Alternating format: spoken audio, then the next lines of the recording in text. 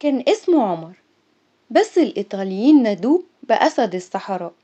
ما كانش معاه جيش ولا مدافع ولا حتى طيارات، كان معاه رجالة من البادية وقلب ما بيخافش.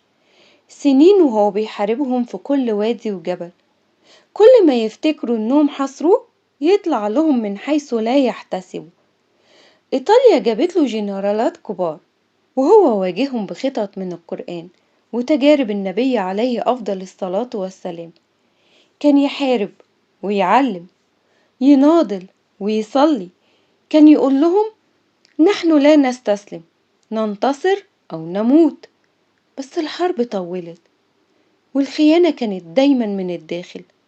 وفي يوم الجيش الإيطالي نصب كمين والرصاصة جت في فرسه. وقع عمر، بس ما وقعش في عين الناس، وقع بطل وفضل واقف في قلوبنا.